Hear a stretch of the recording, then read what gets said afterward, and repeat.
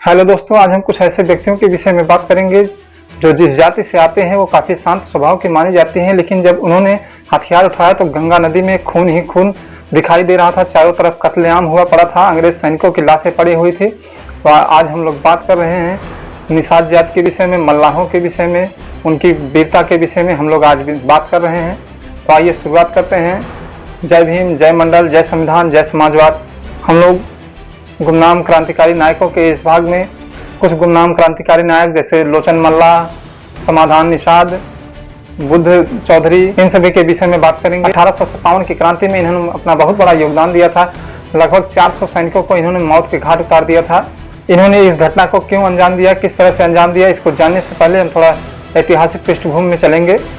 1857 की क्रांति का आगाज हो चुका था। बाजीराव पेशवा ने जब 1817 में आत्मसमर्पण किया तो अंग्रेजों ने 1818 में कानपुर में बिठौर के पास को 8 लाख पेंशन देकर के भेज दिया था। 1851 में 77 वर्ष की आयु में उनकी मृत्यु हो जाती है। उनकी कोई भी संतान नहीं थी, जिस कारण बाजीराव ने सीताराम नामक एक ब्राह्मण पुत्र को गोद लिया। चूंकि पेशवा परिवार काफी ऐशो आराम वाले परिवार थे, वे अपनी संपत्ति ऐसे ही नहीं छोड़ सकते थे। सीताराम का नाम धोंधू पंत पड़ा। आगे चल करके ये नाना साहब धोंधू पंत के नाम से विख्यात हुए। पेशवा बाजीराव की मृत्यु के बाद नाना साहब ने स्वयं को पेशवा घोषित किया, लेकिन अंग्रेजों ने इसकी मान्यता उन्हें नहीं दी। वे अंग्रेजों से पेंशन प्राप्त करना चाहते थे, लेकिन अंग्रेजों ने उन्हें पेंशन नहीं प्रदान किया। इसको लेकर के वे कई अंग्रेज अधिकारियों से भी मिले। नाना साहब ने अजीमुल्ला को लंदन भेजा विक्टोरिया महारानी से मिलने के लिए, अपनी पेंशन की बात करने के लिए, लेकिन वहां से भी उनको निराशा ही हाथ लगी। बाद में लॉर्ड डलहौजी से भी कुछ बातचीत हुई, लेकिन वहां भी निराशा हाथ लगी, उनको पेंशन नहीं मिल रहा था।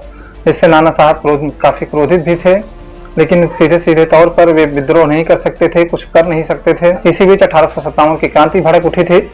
विद्रोही कानपुर के रास्ते दिल्ली जाने की तैयारी में थे। 4 जून 1857 को विद्रोही कानपुर पहुंचे। कानपुर पहुंच करके विद्रोहियों ने सरकारी खजाने को लूट लिया। वहां काफी लूट मार मचाई और 1 लाख रुपए लूट लिया और उनको आपस में बांट लिया और नाना साहब को विद्रोहियों का साथ देने के लिए कहा। नाना साहब मजबूरी में उनका साथ देने के लिए तैयार हो गए। विद्रोहियों ने अंग्रेजों को चारों तरफ से घेर लिया। तात्या टोपी सैनिकों का नेतृत्व कर रहे थे। 26 जून 1857 को अंग्रेजी सेना और नवाब के बीच संधि हो जाती है। अंग्रेजी सैनिक कहते हैं कि आप हमें यदि सुरक्षित यहाँ से जाने देंगे तो उसके बाद हम आपके पेंशन के विषय में बात करेंगे। इस तरह से उनको प्रलोभन देते हैं और नाना साहब उनके प्रलोभन में आ जाते हैं। 26 जून को नाना साहब पूरी रात अंग्रेज सैनिकों की छावनी में बिताते हैं और ये बताते हैं कि ये जो विद्रोह हुआ है उसमें मेरा कोई हाथ नहीं, मैं मजबूरी में इन लोगों का साथ दे रहा हूँ। अंग्रेजों को सकुशल कानपुर से इलाहाबाद भेजने की तैयारी की जाती है। उसके लिए उन्होंने मल्लाहों को निर्देश दिया कि आप लोग नावों को तैयार कीजिए, इसमें भर करके, इसमें बैठा करके सभी अंग्रेज सैनिकों को इलाहाबाद भेजा जाएगा। और उन्होंने ये भी कहा कि नाव पर बाकायदे तरपाल लगाई जाए ताकि अंग्रेज सैनिकों को धूप न लगे। जब मल्लाहों को इस बात की सूचना मिलती है तो उस समय मल्लाहों के मुखिया लोचन मल्लाह थे। उन्होंने रात्रि में एक सभा बुलाई और उसमें समाधान निषाद और बुद्ध निषाद ये सभी लोग शामिल होते हैं और इस बात का विरोध करते हैं कि हम लोग उन अंग्रेजों का क्यों साथ दें जिन्होंने हमारा इतना शोषण, अत्याचार, हमारे साथ इतना अन्याय किया है।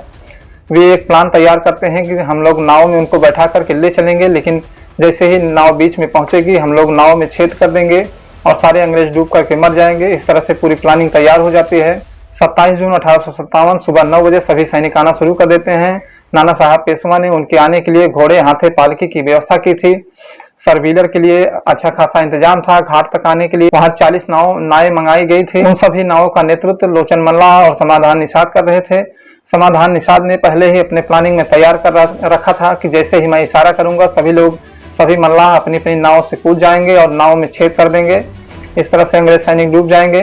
उस नाव में तकरीबन 400 अंग्रेजी सैनिक और उनके परिवार के लोग शामिल थे, जिसमें 120 महिलाएं और बच्चे भी शामिल थे।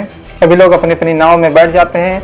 अंग्रेज सैनिक जब नाव में बैठने लगते हैं तो इस पूरे दृश्य को देखने के लिए सारे विद्रोही, सारे सैनिक, गांव के आसपास के सभी गांव के लोग और उस घाट के पास रहने वाले सभी मल्लाह लोग वहां उपस्थित हो जाते हैं इस सुंदर दृश्य को देखने के लिए कि अंग्रेज सैनिक कैसे हमारी धरती को छोड़ करके भाग रहे हैं। जब अंग्रेज घाट पर आते हैं तो उसमें घाट पर तात्या टोपे, अजीमुल्ला, टीका सिंह इत्यादि लोग भीड़ के साथ मौजूद थे। इन सभी की खुशी अंग्रेजों से बर्दाश्त नहीं हो रही थी। तभी एक अंग्रेजी सैनिक ने उन पर गोलियां चला दी। इससे भीड़ भड़क जाती है और सभी विद्रोहियों ने भी गोलियां चलाना शुरू कर दिया और तय प्लान के हिसाब से समाधान ने सभी को हरी झंडी दिखा दिया। मल्लाह नावों में कुल्हाड़ियों से छेद करके कूदना शुरू कर देते हैं। नाव में पानी भरना शुरू हो जाता है। सभी अंग्रेज डूबना शुरू कर देते हैं। कर्नल माब्रे टॉमसन ने अपनी नाव पर से नाविकों पर गोली चलाना शुरू कर दिया। लोचन मल्लाह ने उसकी नाव का पीछा किया और उसे मार गिराया। काफी सैनिकों की मृत्यु पानी में गिरने से हो गई। जो सैनिक बचे उनको मल्लाहों ने वहीं मार डाला। घाट पर खड़े हुए विद्रोहियों की गोलियों से काफी सैनिक मारे गए। इस तरह से वहां लगभग 400 सैनिकों की मृत्यु हो जाती है। जब नाना साहब को इस बात का पता चलता है तो वे घटनास्थल से काफी दूर थे। इस घटना को पता पाते हुए वे अपने सैनिकों को भेजते हैं अंग्रेजों को बचाने के लिए। सैनिक आते हैं और 120 बच्चों और स्त्रियों को बचा करके बाहर निकालते हैं और उनको ले जा करके उनके द्वारा बनवाए गए बीबी घर में रखवाते हैं। उनके खान पान की व्यवस्था करवाते हैं और उनकी देखभाल की जिम्मेदारी अपने एक रखेल को दिया। इस हत्याकांड की सूचना जैसे ही अंग्रेजी सरकार को मिली, सारे अंग्रेज अधिकारी पागल हो गए। वे अपने सैन्य शक्ति के साथ वापस आए। वह पूरे गांव के मल्लाहों को चुन कर मारना शुरू कर दिए। इस कड़ी में लोचन मल्लाह, समाधान निषाद, ज्वाला प्रसाद, बुद्ध चौधरी इत्यादि के साथ 167 मल्लाहों को एक बरगद के पेड़ में लटकाकर फांसी दे दिया। उस बरगद को बूढ़ा बरगद के नाम से जाना जाता है। इसके बाद उन 167 शहीद मल्लाहों की पत्नियां भी शहीद हो गई, जिस कारण इस घाट का नाम सती चौरा घाट पड़ गया। बाद में अंग्रेजों ने इसका नाम अपने एक अफसर के नाम पर मस्कर घाट रख दिया। मस्कर घाट का अर्थ है नरसंहार घाट। जब इस नरसंहार की सूचना बीबी घर में पहुंची तब हुसैनी खातून व अन्य लोगों ने बदला लेने के लिए उन 120 स्त्री व बच्चों को मारकर एक कुएं में फंसवा दिया। वह कुआं आज भी मौजूद है। यह घटना इतिहास में कानपुर सती चौरा घाट के नाम से जानी जाती है। आज उस घटना स्थल पर शहीद स्मारक स्थल बना हुआ है, जिसमें चारों तरफ नाना साहब की बहादुरी के किस्से लिखे गए हैं। इन मल्लाहों का उल्लेख कमोबश ही मिलता है। उस समय के मुख्य धारा के लेखकों ने इनका वर्णन नहीं किया। इस घटना के बाद नाना साहब ने अपना एक माफीनामा अंग्रेजों को लिख करके दिया। उस पत्र का उल्लेख एम.आर. विद्रोही साहब अपनी एक किताब दलित दस्तावेज में करते हैं, जो इस प्रकार है। इस घटना के बाद नाना ने जो आवेदन पत्र 20 अप्रैल सन 1859 ईस्वी को महारानी Victoria, parliament, court of directors, governor general, lieutenant governor तथा मुल्की अधिकारियों के नाम भेजे थे, उसमें भी अंग्रेजों का वफादार होने का उल्लेख किया गया था। यह पत्र एक ब्राह्मण लेकर गया था, उसे हम यहाँ सार संक्षेप में दे रहे हैं।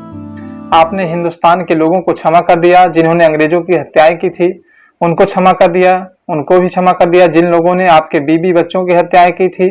मम्मू खां, फर्रुखाबाद के नवाब, जो वास्तव में अंग्रेजों के हत्यारे थे, उनको भी क्षमा कर दिया, पर आपने मुझे क्षमा नहीं किया। जबकि मैं असहाय अवस्था में विद्रोहियों का साथ दिया था। मैंने कोई हत्या नहीं की थी। अगर मुझे जनरल व्हीलर न बुलाते तो मेरे सिपाही विद्रोह न करते।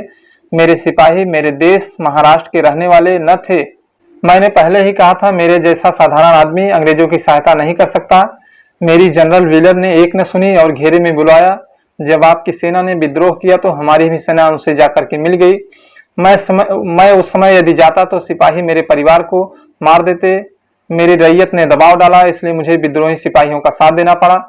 विद्रोही सैनिकों ने मेरी आज्ञा नहीं मानी। वे अंग्रेज सिपाहियों की हत्या करने लगे।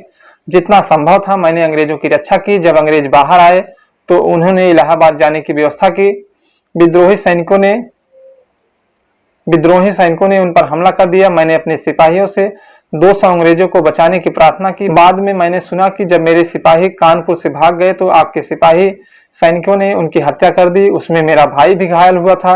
हमें नाज है उन 167 क्रांतिकारी वीरों पर। आज की कड़ी में बस इतना ही। अब अगली कड़ी में हम लोग किसी और गुमनाम क्रांतिकारी नायक के विषय में बात करेंगे। तब तक आप लोग इस चैनल को देखते रहिए। चैनल को सब्सक्राइब कीजिए, लाइक कीजिए, कमेंट कीजिए। आप लोगों का बहुत बहुत धन्यवाद। जय भीम, जय मंडल, जय संविधान, जय समाजवाद।